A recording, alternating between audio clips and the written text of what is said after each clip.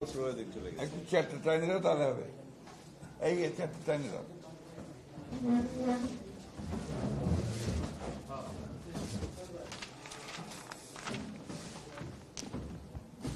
প্রিয় সাংবাদিক বন্ধুগণ, আসসালামু আলাইকুম।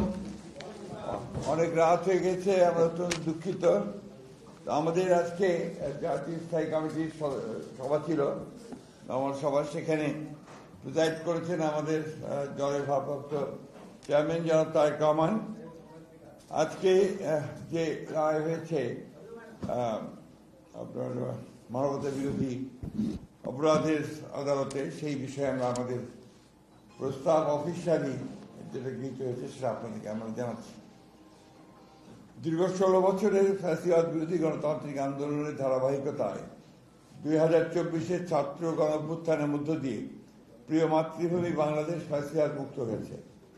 এই দীর্ঘ রক্তাক্ত সংগ্রামে শত সহস্র বিরোধী দলীয় রাজনৈতিক নেতাকর্মী সহ সমাজের সর্বস্তরের অসংখ্য নাগরিক গুম, খুন, বিচার বহির্ভূত হত্যাকাণ্ড, হামলা, মামলা, নির্যাতন, নিপীড়ন ও অবর্ণনীয় দুর্ভোগের শিকার হয়েছে। অবশ্যই ছাত্রগণ অভ্যুত্থানে ছাত্র জনতা, শ্রমিক, নারী, শিশু সহ সহস্রাধিক নাগরিকের আত্মদান, অন্ধত্ব, চিরপঙ্গুত্ব বরণের মধ্য দিয়ে ইতিহাসের জঘন্যতম ফ্যাসিস্ট শেখ হাসিনা আওয়ামী বাকশালী শাসন আমলের পতন হয়েছে।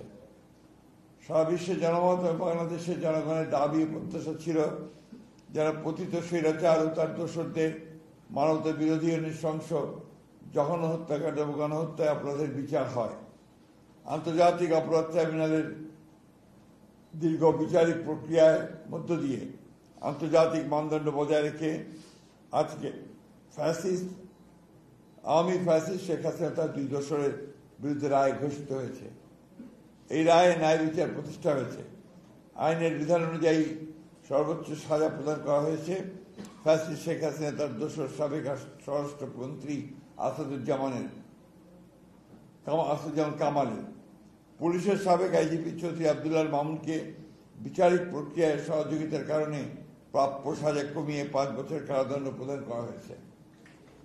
আইনের শাসন ও ন্যায় বিচার প্রতিষ্ঠায় দৃঢ় প্রতিজ্ঞ বিএনপি এ ব্যাপারে জনগণকে সদা সর্বদা সচেতন থাকার আহ্বান জানাচ্ছে। একই সাথে বিএনপি অন্যান্য মামলায় অভিযুক্তদের সুবিচারের দাবি জানাচ্ছে।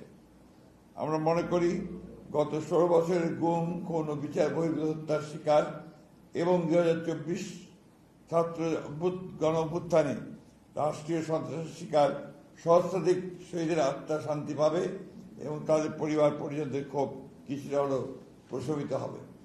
ধন্যবাদ। আসসালামু আলাইকুম।